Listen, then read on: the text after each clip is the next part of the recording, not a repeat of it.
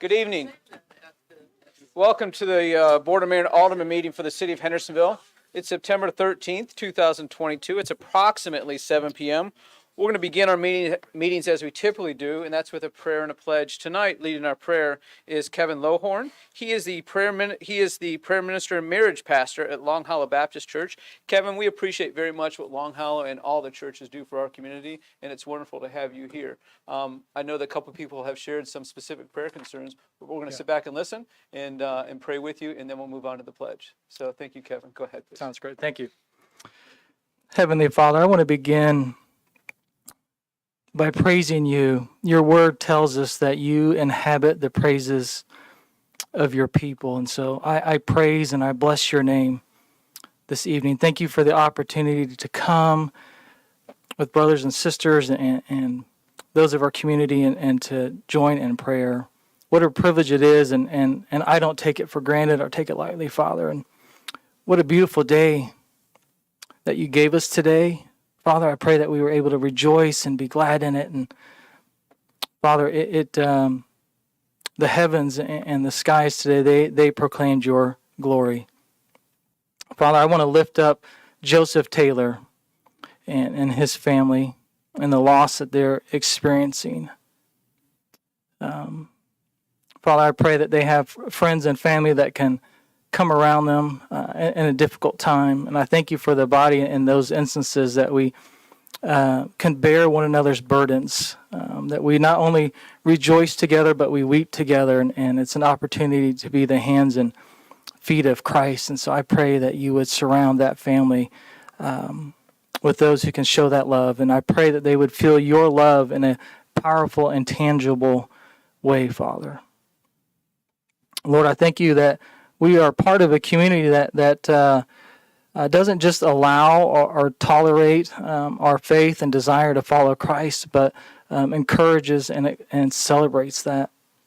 What a wonderful thing that is. And so, Father, I just pray your hand of mercy over our mayor and our elected officials. Father, I pray for wisdom, not just tonight, but always and in all things. I thank you for your word that says that when we come to you seeking wisdom, that you give it generously without finding fault. And so, Lord, we lean not on our own understanding, but we acknowledge you in all of our ways, and we ask that you would direct our steps. And Father, we will be careful to praise you and to give you all the glory. And finally, Father, I just pray Galatians 6:9 over all of us, that we would not grow weary in doing good, for in due time we will reap a reward. So we thank you for the opportunity, the fact that we are blessed in order to be a blessing. I pray that everyone in here would be a conduit that you could work in and through to meet the needs of the people in this community. I pray in Christ's name. Amen. Amen. Again, that's Pastor Kevin Lohorn from Long Hollow Baptist Church. Thank you so much for joining us, and thank you for that prayer. Please join me for the Pledge of Allegiance.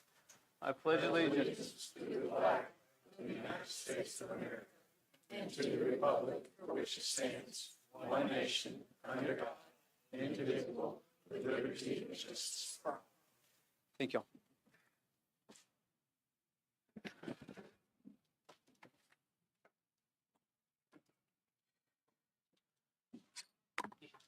I'm going to entertain a motion to accept our agenda. We have a motion from Alderman Cunningham and a second from Alderman Waters. I would like to suggest an amendment. I'll make it if we need to. And that is, we need to have an executive session. And I think we should do that after citizen comments. That will be after the presentations. And then anybody else here who's to speak, it should be after that point. I'll make that motion. A second from Alderman Cunningham. So what we're asking is that after citizen comments, we have an executive session. To the folks that are here, I'll let you know what's sort of going to happen. The 13 elected people here, or whoever remember we have, and our city attorney, we're going to go to a room over here, and only we can be there. We can't have any staff. We can't have any members of the public. We get to ask our attorney some questions on some litigation that we are dealing with right now. We cannot take any actions. You're not going to miss any action. We may or may not come back and take some action, but we do have the opportunity to ask our attorney some questions in private.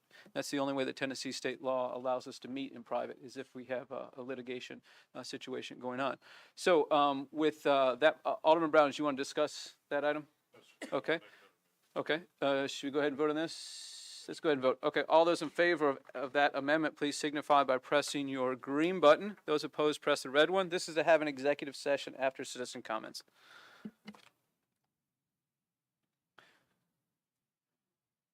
That's 10-0. Are we missing 1, 2? Missing 3. We're going to call a roll in just a second. Okay. So that passes unanimously. Alderman Brown. I would like to add to our agenda officially item number 5, Thank you for pointing that out. Resolution 2022-39. Okay. That's item 5 on the agenda there. Okay. We've got a motion and a second. Any discussion on that? All in favor of officially acknowledging and adding item number 5, please press your green button. Those opposed, press the red one.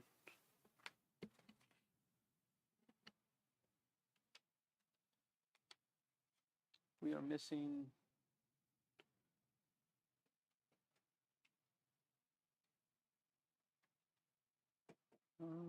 We have 9. Lori. There we go. There we go. Okay, that passes unanimously. Thank you all. So we have 2 amendments to the agenda. We're back on the main motion of the agenda. Any discussion on that? All those in favor of approving the agenda as amended, please signify by pressing your green button. Those opposed, press the red one.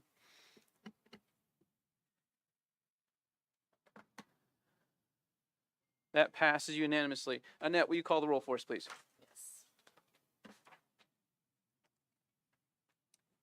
Brown. Here. Collins. Here. Cunningham. Here. Dixon. Edwards. Here. Hayes. Here. Peterson. Petrelli. Phillips. Here. Robertson. Here. Skidmore. Here. Waters. Here. Clary. Here.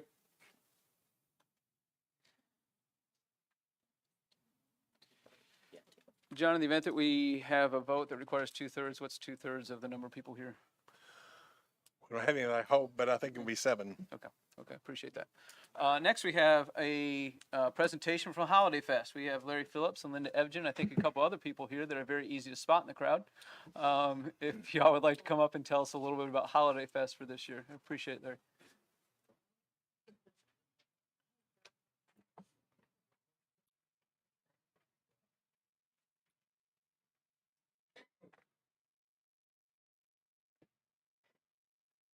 Mayor, Alderman, thank you very much for letting us be here tonight to talk about Holiday Fest. Just a few things that, if you don't know, this is our 18th year of putting on events in Sumner County to raise money for different 501c3 charities in Sumner County. Some of the events that we've got going on this year that I want to let you know about actually start this week on September 15th. That is Thursday morning. It is the Champions of Valor breakfast at Bluegrass Country Club, where we will be honoring nurses of Sumner County. So if anybody is awake and wants to come and have breakfast with us, please come at 7:30 on Thursday morning. The next big event that's coming up will be October 21st and 22nd, which is the Pickfest at Veterans Park, which does, the money that we raise for that goes to Mary's Magical Place. So please come out and support us on that. On November the 5th is the Sparkle Noel Fashion Show at Bluegrass Country Club. That supports the Make-A-Wish Foundation. On November the 19th, we have our annual boat parade, which is a lot of fun to come out and support. We'll have people, and the judges will be at I forget the name of the park that's right there on Saunders.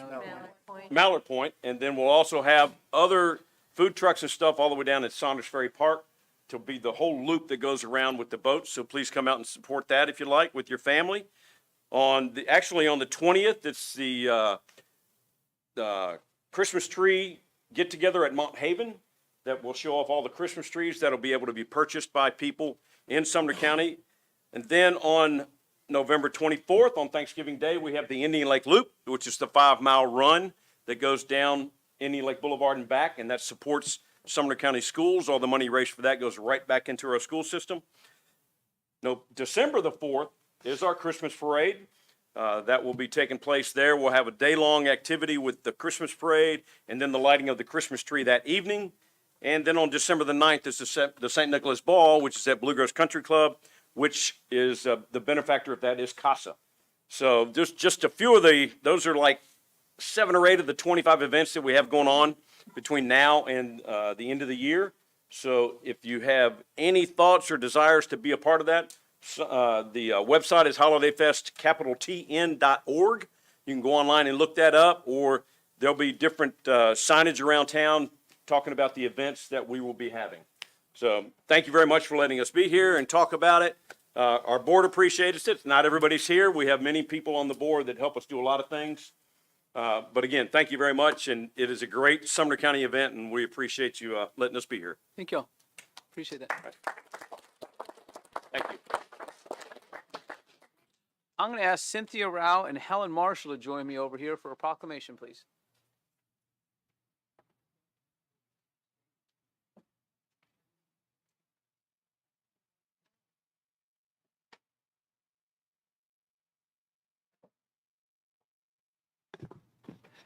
So for those of you who are here with us, when you walked in and you saw to the left, there were a couple items there to celebrate Constitution Month and Constitution Week. So I want to read a proclamation that deals a little bit with that.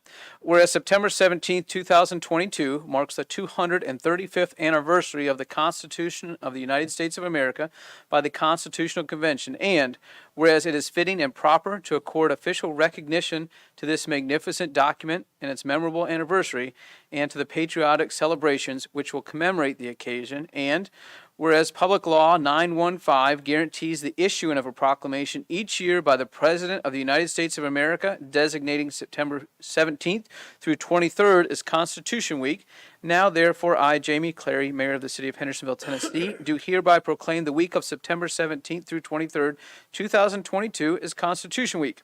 And I ask our citizens to reaffirm the ideals of the framers of the Constitution that they had in 1787 by vigilantly protecting the freedoms guaranteed to us through this guardian of our liberties, remembering that lost rights may never be regained. So I'm going to ask these two ladies to tell us a little bit about their involvement and a little bit about Constitution Week. So I appreciate that very much, and this is for y'all. Thank you so much, Mayor Clary. I'm Cindy Rao. I'm the new regent, recently elected as regent to the General Jethro Sumner chapter of the National Society of the Daughters of the American Revolution. We have Sumner County's only chapter. We have 160 members, and we meet in Gallatin. We've been an organization we're on our 91st year, 1931, so it's a big honor. We continue the traditions that have gone on for so long with the Daughters of the American Revolution. They were founded in 1890, so a long tradition there. And our organization is very much about service. Yes, we're a lineage society. We have to prove that we are direct descendants of someone who fought in the American Revolution. We have the documentation to prove that in order to be in our society. But we're a nonprofit, non-political service organization. And we are, the National Society's motto is God, home, and country. That is who we serve. That's who we want to serve. We serve our communities. With Constitution Week is a big deal for the DAR because, well, when you think about it, we recognize the Declaration of Independence every year on July 4th, and we just do that. We remember. But when it comes to the Constitution, which is our foundation of our laws that we still live with after 235 years, we're still living by these laws. Our founders knew what we needed, even now. So with that said, in 1955, the National Society of Daughters of the American Revolution petitioned the President Eisenhower, to dedicate a week or a time to recognize our Constitution and to honor it. And that happened in 1956 when there was an act of Congress that said September 17th through the 23rd, every year, we will recognize that as Constitution Week. And that's what we're celebrating this next week. Helen is our chapter historian. Not only has she put a display here, you can go to any library, any city hall, museums, anything in Sumner County, and this woman has put a display up. I can guarantee it, and she loves doing it. She wins national awards doing it on these displays. We're very proud of her and what she does. So that's why we're here, and we appreciate this very much. And fly your flags. You fly your flags anyway, but particularly remember, take time to think about your Constitution and your rights and your freedoms, September 17th through the 23rd. Thank you very much for having us Ms. today. Rao, Ms. Marshall, thank you all so much. Can we put a photograph? Sure. Where do you want to do it? I was going to add, Oh, please do. what I have done. When I finish, I will have completed, I believe it's 15 different displays. The largest display, if you all are familiar with Gallatin City Hall, that display is a glass enclosed case, which is 13 feet long, 5 feet 4 inches high, 2 feet deep, enclosed. That is the largest display. And I've done that now since, I don't even remember, probably about 2010 or somewhere along in there every year. And so that's the largest one. And then there are some that are just a tabletop. Like I went to Vol State the other day thinking I was just going to put up a poster, but the librarian said, "Oh no, bring something else. We'll make some room for you."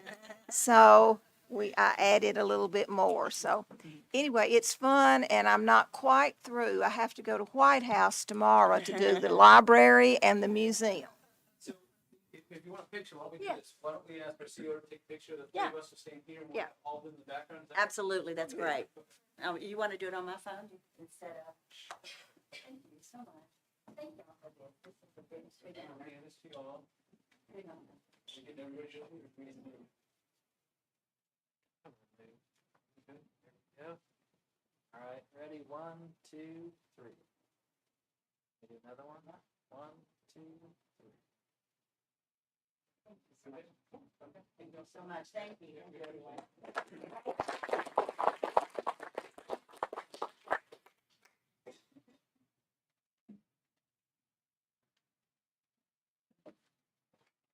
Next on our agenda, we have a public hearing. That's for ordinance 2022-18 for the purpose of receiving public comment on a proposed amendment to the Hendersonville Municipal Code, which is Title 13, Chapter 1, involving the Municipal Planning Commission, and Title 14, Chapter 2, involving the zoning ordinance. We have nobody who has signed up to speak on that.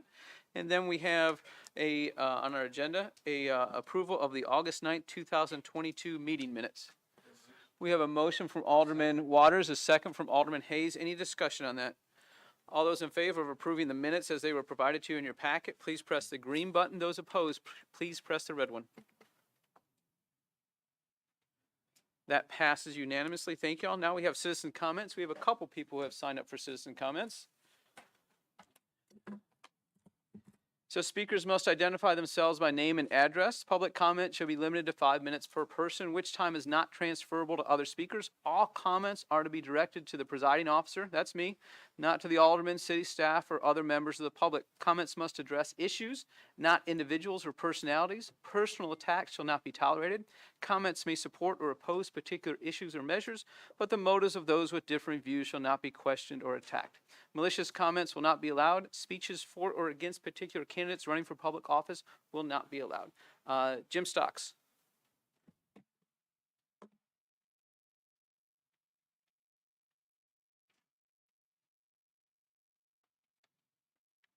Good evening, Mr. Mayor. Again, my name is Jim Stocks. I live at 104 Downing Court. I'm here to speak tonight on the resolution condemning hate groups and hate crimes here in Hendersonville. I first want to say that obviously I support that sentiment, and I thank the sponsors for bringing it up for a vote. But I want to further caution the board that it needs to be brave in its leadership and amend this resolution to make it even more direct and more specific in its condemnation. This resolution came about in response to the racist graffiti that was recently plastered all over the Greenway. I saw it myself. That graffiti was by a specific hate group called the Patriot Front. All the more disgusting because it attempts to cloak its racism and its bigotry in the shroud of patriotism. That group and its actions in defacing and bringing hate-filled sentiments intended to impart fear on our city and its residents need to be condemned specifically and unequivocally by you on our behalf as our city leaders. Indeed, in the context of the need for such brave, clear, and direct condemnation by the board, I think it's important to note that the Patriot Front's brazen acts of racist graffiti occurred just a few weeks after this board's vote to name the Beatty Farm Heritage Park. While I was unable to speak at that meeting, I sent you all an email in which I cautioned to be specific as to what heritage the name referenced. As my email to you noted, ambiguity would allow associating a heritage of hatred, bigotry, and violence represented by Nathan Bedford Forrest, especially since 2 roads abutting the park bear his name. Not only did I remind you of Forrest's central role in the massacre of surrendering African American troops during the Civil War, but I also reminded you of the white supremacist words of a KKK propagandist that were published in 1914. That author wrote, quote, "The record of the Ku Klux Klan teaches forcibly 3 lessons. First, the inevitability of Anglo-Saxon supremacy. Second, a new revelation of the greatness and genius of General Nathan Bedford Forrest. As Grand Wizard of the Invisible Empire, to his splendid leadership was due, more than to any other thing, the successful carrying out of the high and noble purposes of the real Ku Klux Klan," end quote. Well, over 100 years have passed since those despicable words were written. Patriot Front now espouses those sentiments of white supremacy. They too act to terrorize residents. They too have planned acts of violence around the country. And like the KKK, they too hide behind masks, believing their anonymity will allow their actions to go without consequence. So I ask you to prove them wrong. I ask you this time to leave no ambiguity about where the city stands. I ask you to be brave, to be clear, and to be strong in your leadership, to show racists like Patriot Front that there are consequences, beginning with specific and direct official condemnation, telling them they are wrong and that their acts of bigotry in our community will not be tolerated. My 2 grandfathers fought in World War II and were the most truly patriotic men I've ever known. If they were still alive today, they would be disgusted by groups like Patriot Front and the bigotry they stand for. And my grandfathers would have no hesitation or fear in calling them and their bigotry out by name, as I'm doing here today, as I ask all of you to do as well. To do any less is to placate them and their bigotry, tacitly tolerating and giving the imprimatur of approval to their actions. Thank you. Jim, thank you. Next, we have Mike Fusell.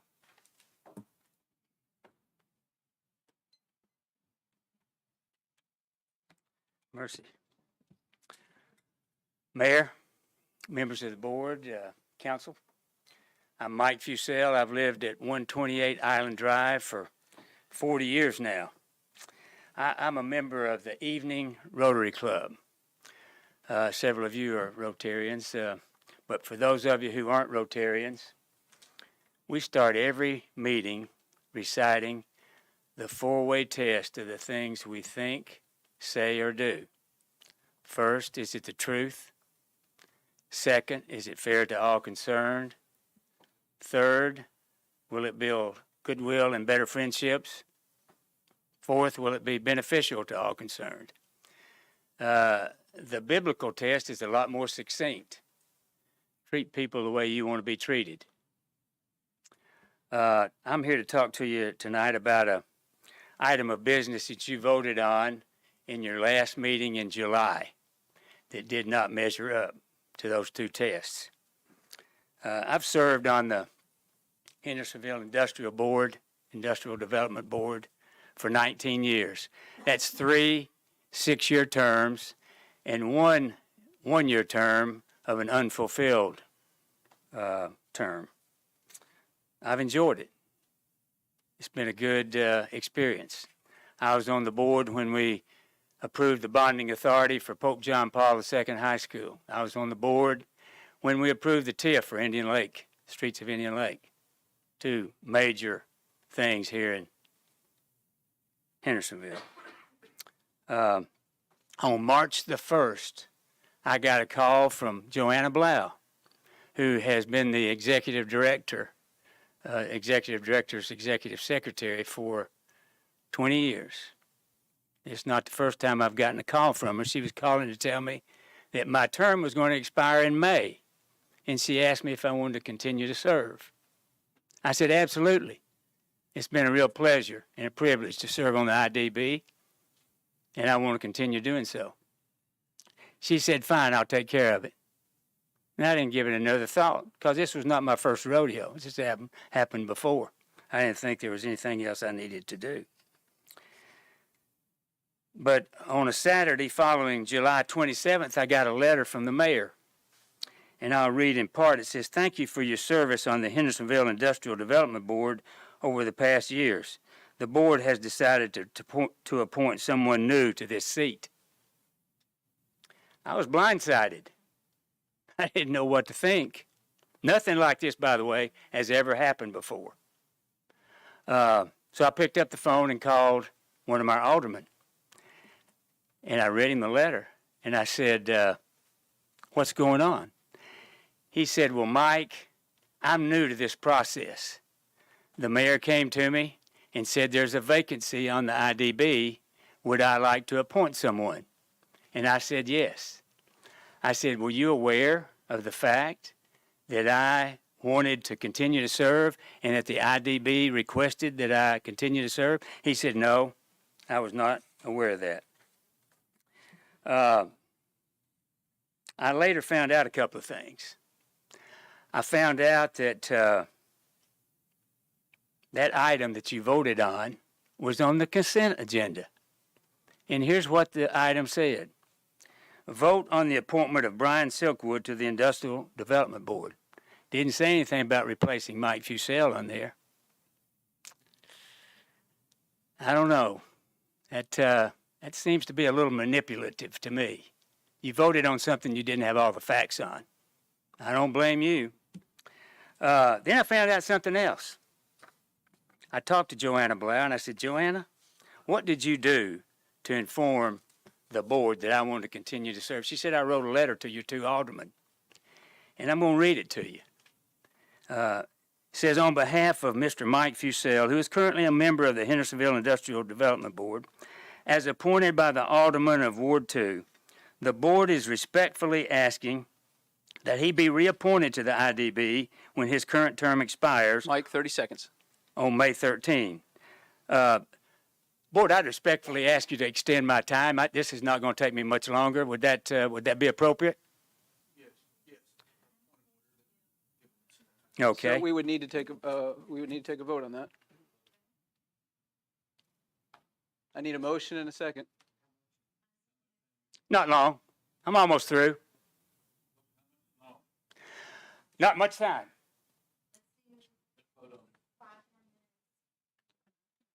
That'd be more than enough So time. we have a motion for 5 more minutes to allow Mr. Fusell to continue. We have a second. We have a motion from Alderman Collins and a second from Alderman Cunningham. Any discussion on that? I think if we do this, we have to do this for everybody, folks. Sometimes we have, excuse me, let me continue. Sometimes we haven't, sometimes we have. I think we've got to be consistent, not because just the subject that's being discussed, but because anybody who requests it. Because of that, I'm going to vote no. We have rules, we need to stick with those rules. Any other discussion on this item? All those in favor, press the green button. Those opposed, press the red one. Sorry, Jason, were we? Oh, we're good. We can go ahead and. So your light may not have lit up. You might need to vote a second time. We're missing. There we go. Alderman Waters and I vote no. That passes a majority. Hold on, Mike. Let me reset this. Okay, you've got 5 minutes. Thank you, Board. Says, on behalf of Mr. Mike Fusell, who is currently a member of the Hendersonville IDB, as appointed by the Alderman of Ward 2, the Board is respectfully asking that he be reappointed to the IDB when his current term expires on May 13. Mr. Fusell has been an integral member of the IDB since 2009, and his experience and expertise continue to be a valuable asset to the IDB in the city of Hendersonville. I talked to both of my aldermen. Neither of them remembered that March 1 letter. So,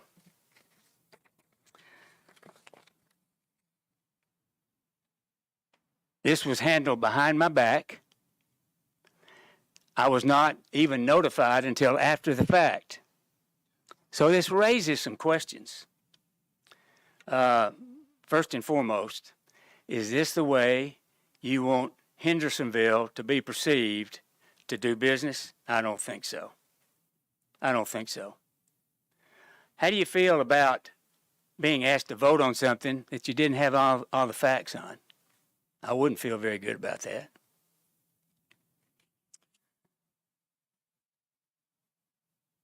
Do you think there have been other situations like this that you've been asked to vote on where you didn't have all the facts? And one other point. John Zobel is the chairman of the IDB. Remember, my term was up in May. His was up in April. I was handled before him. Was I targeted? One more question. Now that you know about this episode, what are you going to do about it? Thanks for your time. I appreciate your courtesy of extending my time. Appreciate your attention. Thank you, Mike. Next, we have on our agenda an executive session. Folks, we think that will probably take 5, maybe 10 minutes, and then we'll come right back here. We may vote on an item then, we may not real sure, but you're welcome to stay here. You just can't follow us. So, thank you all.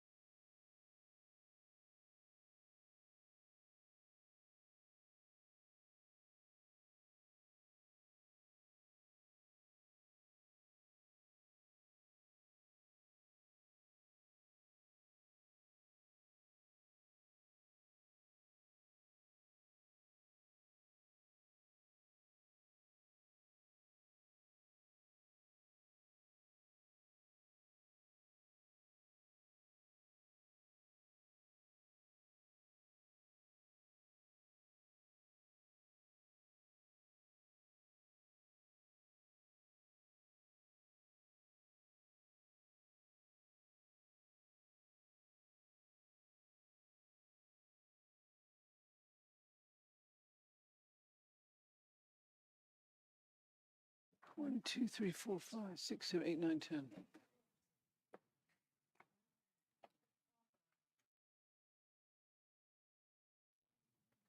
Okay.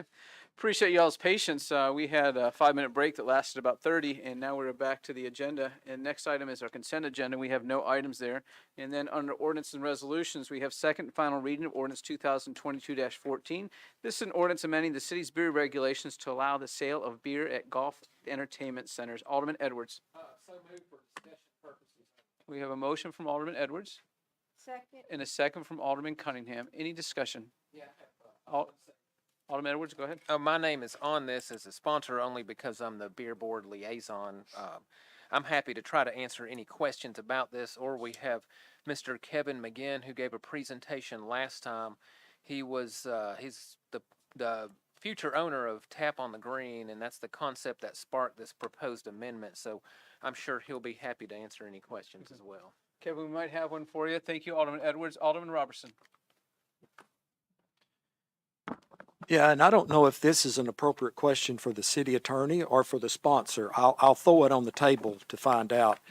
I believe there is a requirement that that beer sales not make up any more than 40% of the revenue at this location. Yes. Is that correct, Mr. Bradley? That's in the ordinance, yes, sir. And how does the city ensure compliance?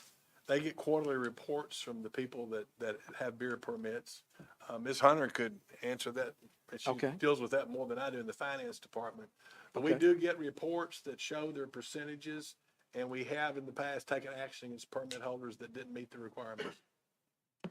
We have taken action Yes, in the sir. past. But and we always have the ability to audit if we ever want to and think that's not meeting that requirement. Is that grounds for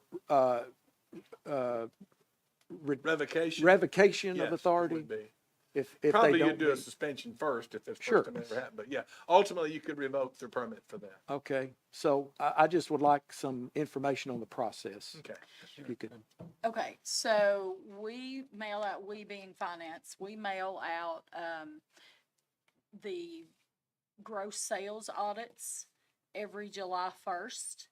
And we ask for, so we do this once a year, and then we ask for the last quarter of the sales. So we ask, for example, July of this year would ask for, of 2022, would have asked for April, May, and June sales. There's a form we have that we mail and email out to the vendors, and they fill that information out and return it to us. And do we have anything to audit that or to verify that information that or is it just self-policed? Self-policed, we do have the right to ask for documentation if we so desired, but since I have been doing this, we have not done that, but we do retain the right to do that. Okay. Mr. McGinn, I have a question for you, if that's okay, Mayor. Yeah, without objection, we're going to suspend the rules to hear from Kevin. Kevin, please identify who you are and what your relationship is to this ordinance. I'm Kevin McGinn. I'm the, I guess, sponsor, requester of this regulation change. I would be the owner of the establishment. Go ahead, Alderman Robertson. So I supported this ordinance on the first reading. And I supported it for several reasons. I want to make sure that this just doesn't become a place where people go and buy beer. And that the 40% is honored and upheld, by the company. My question is, when someone comes into if this is approved and you build, I understand that they can purchase up to, is it 30 ounces or? Yeah, you get a wristband when you enter once you've shown your government issued ID, Yes. driver's license. Yes. That wristband has an RFID chip that will authorize you for initial dispense of 32 ounces of beer or 10 ounces of wine. Then if you want to come back, let's say you want to drink, say more, you come back to get reapproved for additional approvals. So what if somebody just wants to come in and order a Bud Light? one Bud Light, can they just order a single beer, or do they have to get the wristband with 32 ounces or ever what Right, so volume there's that no is? bottles or cans. This is all through a tap, and the Yes. taps are controlled by a technology. So you can't dispense alcohol at the site unless you have an approved RFID band on you. So there's no cans or bottles that you could buy. Well, if a person just wants a single beer, can they buy just a 12 ounce? Can they purchase just a 12 ounce, or do they have to get Yeah, the in that whole scenario, they're gonna have pitcher of to- beer? Yeah. And in that scenario, they're going to present their ID and then a credit card. Credit card is going to open a tab. They will get an RFID chip that allows them to dispense up to, say, 32 ounces. So they could get a 12 ounce and stop and Okay. close their tab. Okay, thank you. That answers my question. Alderman Robertson, thank you. Anything else? Anything else, Alderman No, Robertson? no, Okay, sir. Thank you. Any other discussion? All those in favor of second and final reading of ordinance 2022-14, please press your green button. Those opposed, press the red.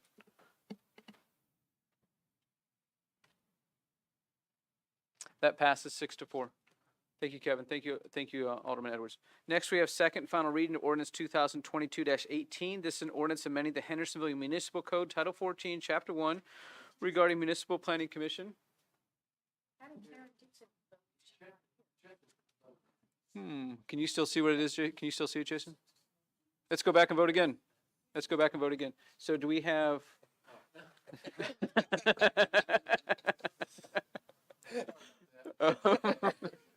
So let's go back and vote again. Second and final reading of ordinance 2022-14. All those in favor on your microphone, press the green button. All those opposed, press the red one. I'm glad y'all caught that. Thank you. I'll read it this time. So we've got somebody who did change. Oh, I did, sorry. Okay, so can you leave it there for a second, Jason? So Alderman Skidmore, myself, Alderman Brown, and Alderman Waters voted against this. Voting for, Alderman Phillips, Edwards, Cunningham, Hayes, Collins, and Robertson, and it passes 6-4. Thank you all. Now we have second and final reading of ordinance 2022-18. This is an ordinance amending the Hendersonville Municipal Code, Title 14, Chapter 1, regarding Municipal Planning Commission, and Title 14, Chapter 2, regarding the zoning ordinance. Alderman Peterson, motion from Alderman Brown. And a second from Alderman Waters. Thank you all. Any discussion? All those in favor of second and final reading ordinance 2022-18, please signify by pressing the green button. Those opposed, press the red one.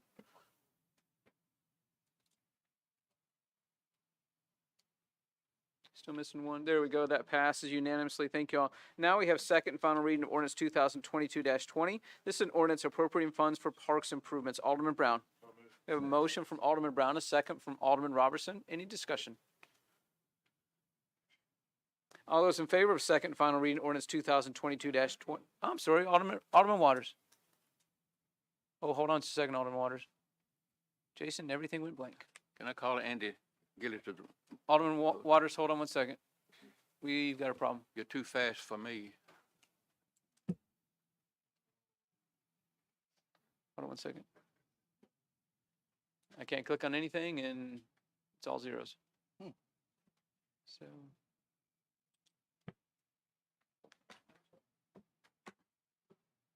I think Alderman Hayes broke it. You want to turn them all on? We're almost done. Can you do that? Okay.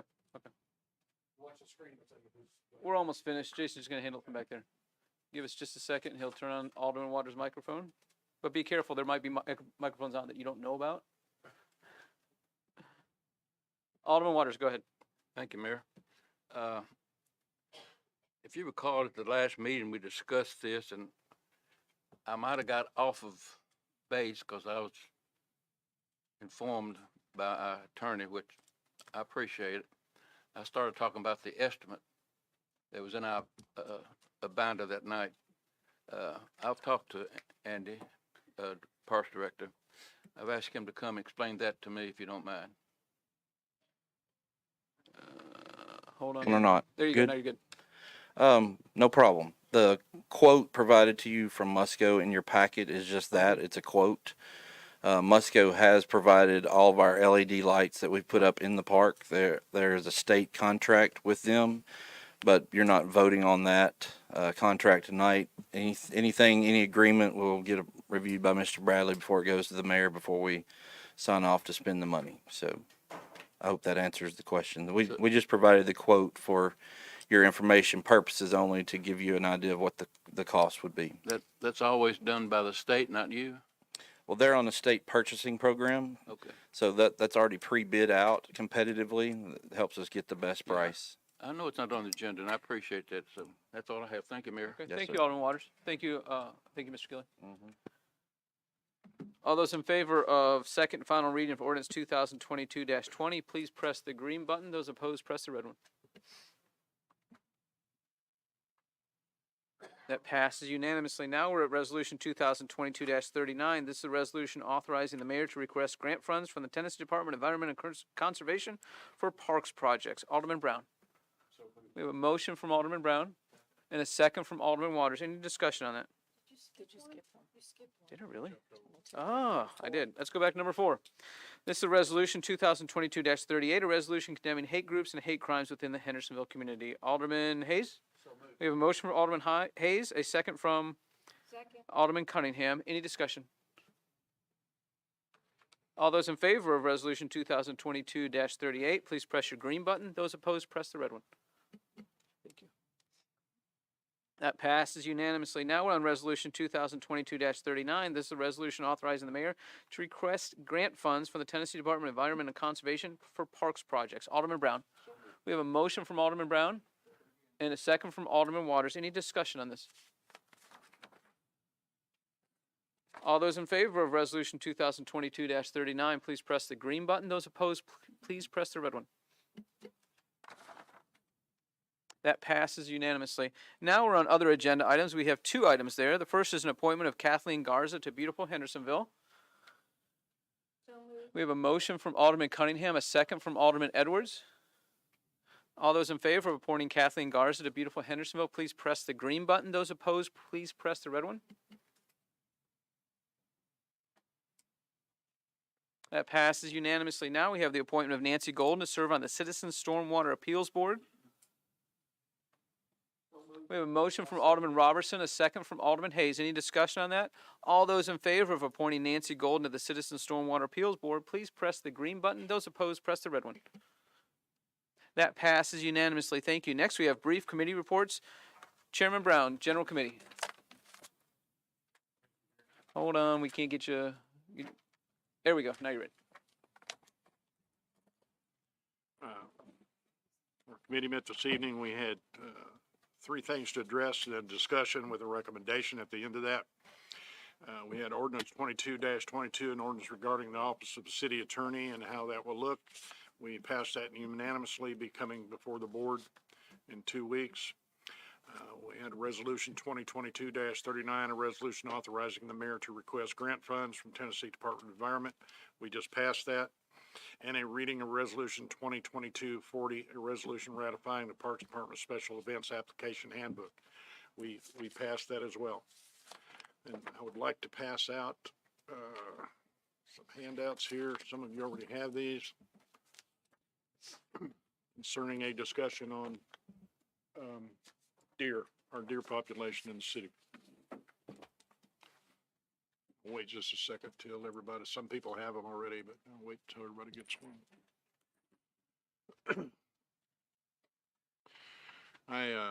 First of all, I want to let everyone know that I support their deer monitoring committee and what they're trying to get done. That is a difficult committee. I served on that when it was originally formed. There's a lot to do there, and sometimes you're not the friend of everybody, and sometimes you are when you're on that committee, and when you talk about deer in the city of Hendersonville. But I want to talk to you about safety in the deer population for just a few minutes, and I won't take long. I'll just read what I have here, and I'll inform you of what I have. I asked the Public Works Department to give me the numbers for the first 17 months or 17 months that we kept track in 2021 and the last 7 months, or the first 7 months of this year, on the number of carcasses that we paid to haul off. That's been 202 dead deer carcasses that we have paid $45,231 to get removed. That is a number of 100 and,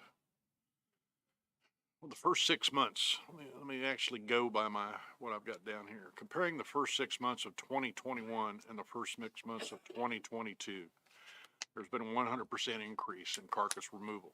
The first 6 months of 2021, we removed 36. The first 6 months of this year, we removed 78.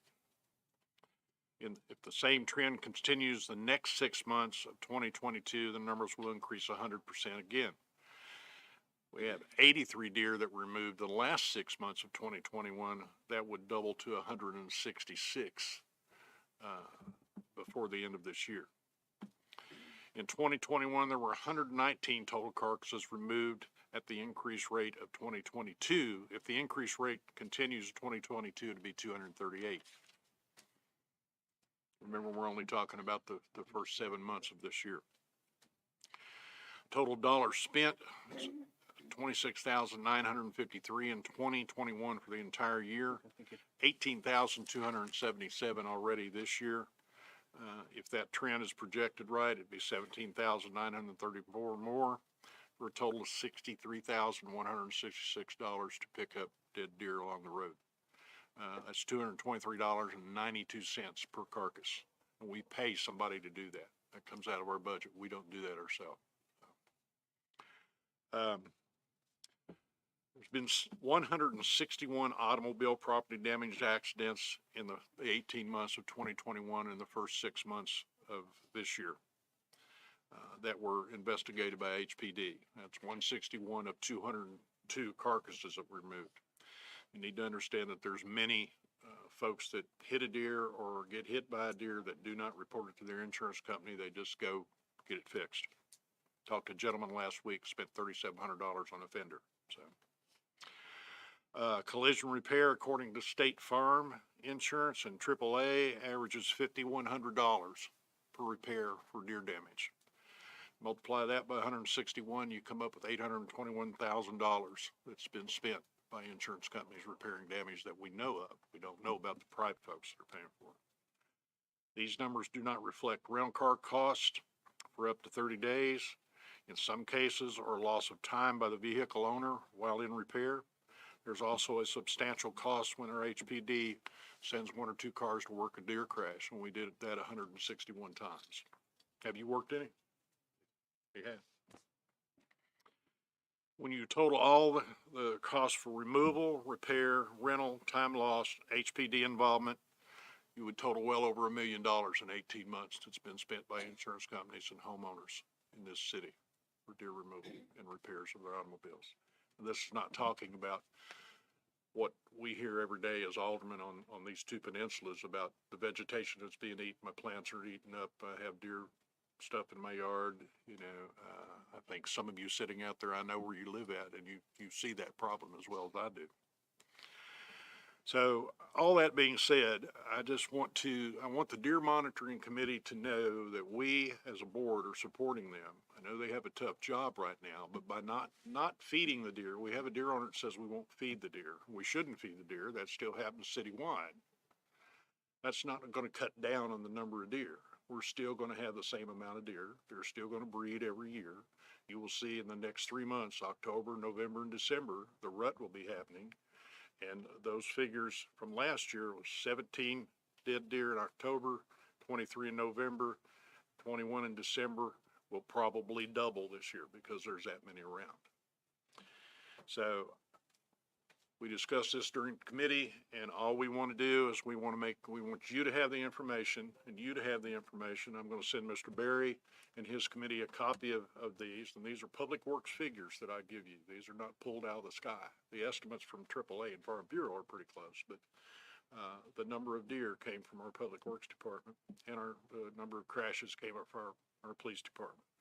Just urge that committee to really work hard with the TWRA, and I know they've been asked to come back in their next meeting and talk and give a report. We did 2 surveys in this city before. One survey showed we had a lot of deer and we should do something about them. This board tried to take some action, did not at that time. That was the action. We had another survey that I think most people will say that it was wrong, that we had 86 deer.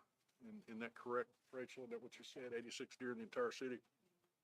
I have 86 deer in my backyard half the time. I can show you pictures of 17. So, and I know you have some back in the forest, so they're everywhere. But I just urge them that we will give them support if they will bring some hard resolutions to what we can do about this problem. And there's several different things that can be done. I don't want to even talk about that tonight. I just want you to have the figures, want the board to have the figures, want to get it to Oliver and urge them to make some decisions on doing stuff. Thank you, Mayor. Oh, I think we've got a question from Alderman Skidmore. Thank Yes, you. sir. Thank you, Mayor. And Steve, Alderman Brown, I really appreciate you bringing this information to the board. My question to you is, and I may be being more sophisticated about it than you know at this point, or whether they even know. Did they also, when you got this, accumulated this information, did you have a breakdown of the wards of how many deer were killed? I did not, but I'm sure the PD could give us, public work. I'll check and find out. Well, Bring it back to you. I appreciate, I just like to know, just to know where they are, because they're everywhere. I think you're going to find probably your ward, Yeah. Ward 2, 1 and 2, and 4 and 2, the 2 peninsulas are going to be the heaviest. Mr. Waters even said in our meeting, he doesn't see much deer up around him, but he's kind of up in the area where it's spread out. So Yeah. I'll be glad to get those figures. Well, thank you very much. And the second thing is I'd like to talk to you after the meeting tonight. Okay, Thank you. all right. Thank you. Chairman Brown, thank you. Alderman Skidmore, thank you. Any other questions for Chairman Brown? Thank you all. We did not have a Public Safety Committee meeting tonight. Your planning report is in your packet. Next up is our Chief of Operations report. Jesse.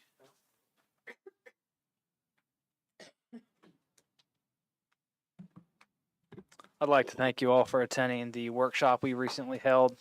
As a result of that, we do have a recruitment out for the city attorney. Our city attorney is retiring with great distinction, I might add. But just please get the word out. We have that posting notice on our website, and we put out an RFQ for that as well. We have a lot of HR moves going just across the board for the city, from PD, Public Works, Finance, and we did get a accepted offer for our Public Information Officer, so we should be putting out something official about that soon, but we've been very busy. It seems like the labor market it's not quite as tight as it was, so we have a lot of good candidates who've come in recently. We have a recruitment that's been active for the assistant finance director.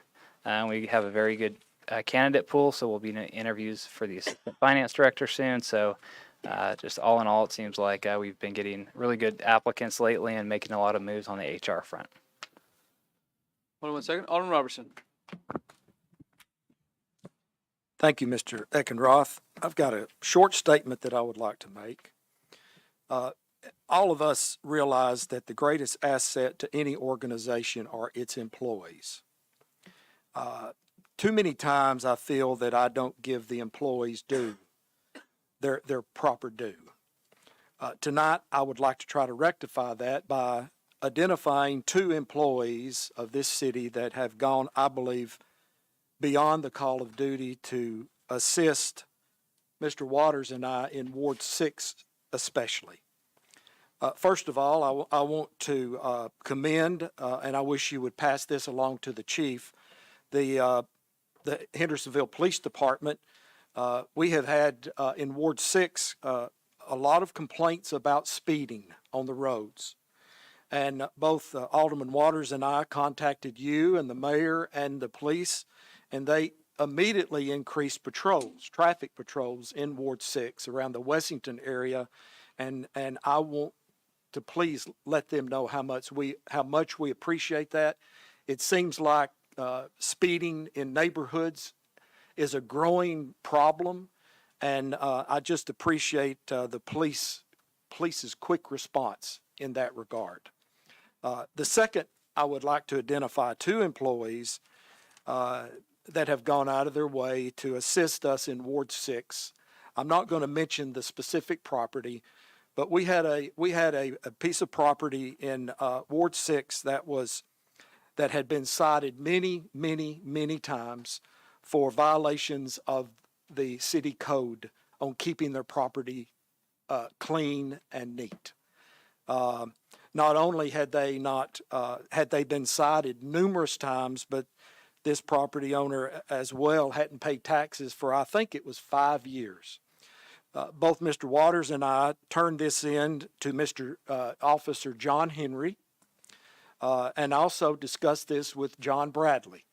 So the two Johns got together and they found a solution to this. And today, because of their efforts, the situation with the property in Ward 6 has been rectified and the neighbors are ecstatic. The property is now being kept clean and neat, and it's an asset to the entire. So I want to personally thank Officer John Henry. If you're listening out there somewhere, Mr. Henry, thank you for your efforts. Thank you for taking my phone calls and Mr. Waters' phone call and all of our phone calls. He is a overworked officer with all of the code violations that he has to inspect and try to rectify. So thank you, Mr. Henry, and also to our city attorney. Thank you, Mr. Bradley, for staying on this and shepherding this through the courts and finally getting this resolved. So thank you, Mayor, for giving me this time, but I want to highlight the good work that the staff is doing, and please pass my compliments along to the staff, Mr. Eckenroth. Thank you, Mayor. Appreciate that, Alderman Robertson. Jesse, anything else? No, I would echo those sentiments, Mr. Robertson. Mr. Bradley and Mr. Henry, they get called upon when there's problems, and they're very diligent to resolve them. And so I would like to thank them as well, too. And our PD department has just been phenomenal with the response. And, one of the things that's different when I talk to our police department here is they almost light up when they talk about how they can serve the community and how they bring justice for the community, which is it's just a pleasure to work for folks who think like that. So I will absolutely pass the compliments on to Mr. Henry. Thank you. That concludes my report. Thank you, Jesse. Next is my report. You see the report that you have that I provided you in the packet. I have two additional items, though, and they relate to our meeting earlier, our executive session. I need to move that we approve the settlement of the Rogers Group litigation that was set forth by our city attorney earlier to us. And I have a second from Alderman Hayes. Any discussion on that? Jason, we good?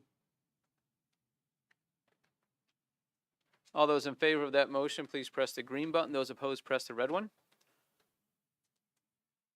Not yet. There we go. Now we're good. Missing two people, missing one person.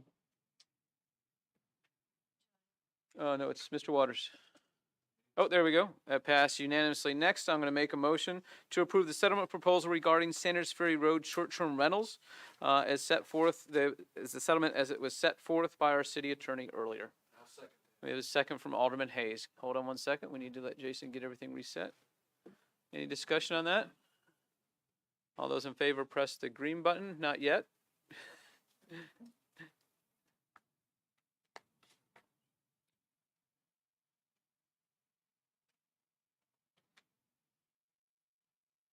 All those in favor, press the green button. Those opposed, press the red one.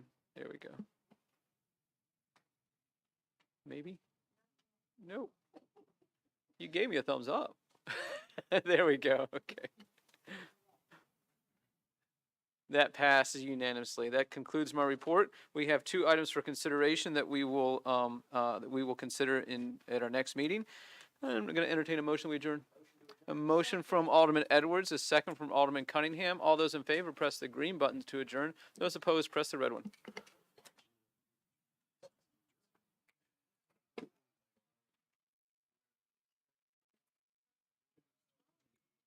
What was it?